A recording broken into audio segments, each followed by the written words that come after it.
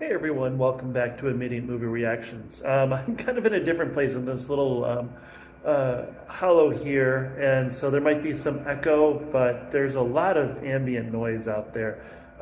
So I apologize for the sound if that's a problem. I am just getting out of seeing Haunting in Venice. It's a Hercule Poirot movie based on an Agatha Christie novel, something Halloween Party, I think it is. Never really read a lot of Agatha Christie. Only seen a couple of the Poirot, stories, movies, sort of thing. But I really am glad that Kenneth Branagh is kind of taking this and keeping it alive. He is absolutely fantastic in this. It's also got Michelle Yeoh, who I love and is just in everything she does, she's fantastic.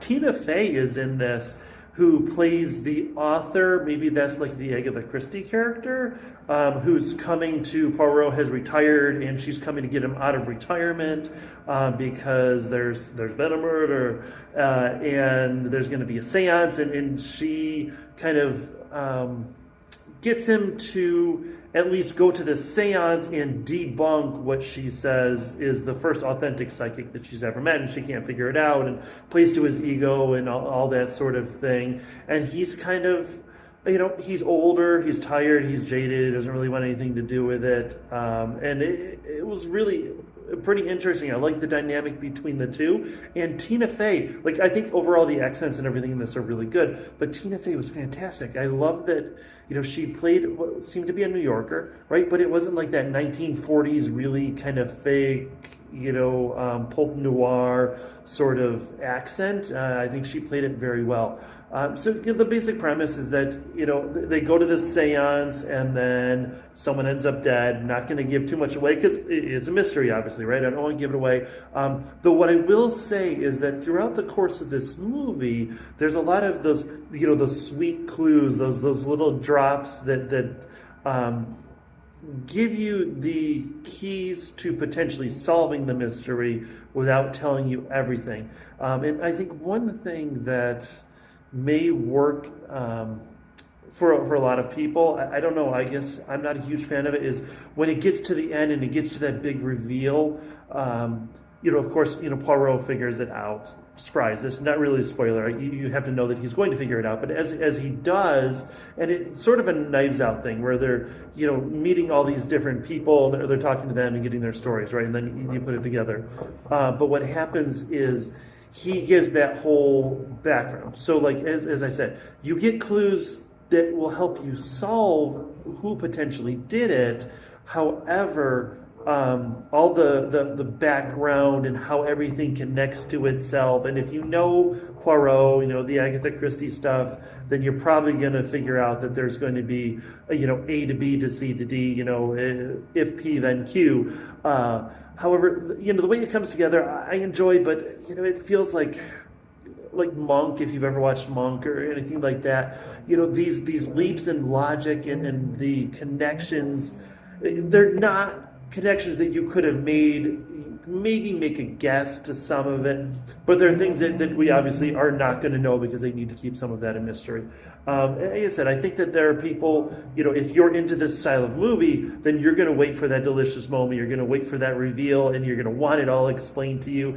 For me, it's at the end of a movie, like especially like a Stand By Me or a Sandlot, right, where they get to the end and they're like, and then in 20 years, Benny went to play for the Brooklyn Dodgers, right, or whatever. Like I wait for movies like that. I love that at the end of movies, and I think that that actually has that moment. And the actual cinematography and the film work of this, it's fantastic. At the beginning, when Poirot is sort of tired and doesn't want to take any cases, we see kind of a little more frantic camera work. But it also, things are we know things are off, right? Because the camera is tilted. The angles are a little bit off. As they get into the plot, so as they get into the supposedly haunted house, which I guess they never really quite explain, even though maybe they do explain it. I guess it depends on what you're going to want to believe, right? So we see that everything is kind of turned. We see The camera work turns so that it looks like Kenneth Branagh or Poirot is walking on the ceiling. We see lights that are moving. We see all these kind of strange phenomena, which is building to this idea that the house is haunted. And are we really sure? What do we believe? What do we not believe? And as he figures it out, as things start to fall into place and become more concrete, then the camera work switches to be a little more traditional, and things aren't, twisted quite as much. And by the end, when everything is solved, we're out of the rain, we're out of the darkness, we're out of the mystery, and we're back into the light. We're in the day, and the police are there, and everything is solved. And I thought that was just a very cool transition. And even just between scene to this, there's some really cool moments where something will fall, and that will just lead directly into the actual next scene. They refrain from doing into the kind of the fade out, the fade to black or whatever, and then, again, back to that sort of noir look. So I quite enjoyed this. I did see it later in the evening, and I struggled a little bit. I felt like I was going to maybe fall asleep, but there are these moments, they're like, oh, wait, I see that clue. Oh, I see this. Or, oh, wait, they just said this, but earlier they said that. And that was kind of keeping me. I think it would probably be better as like a Saturday afternoon, instead of I just worked a long shift and it's late and I'm tired. And but otherwise, I really enjoyed this movie. So see it, stream it, or skip it. I don't know. It's not a movie that felt like it needs to be seen at the theater.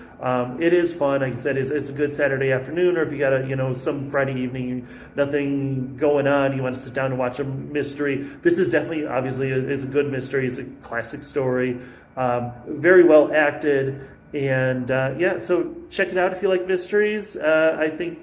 If I look at it with recent mysteries, I would say about the first Knives Out. The second Knives Out, by the way, was complete garbage. I hated that pretentious crap.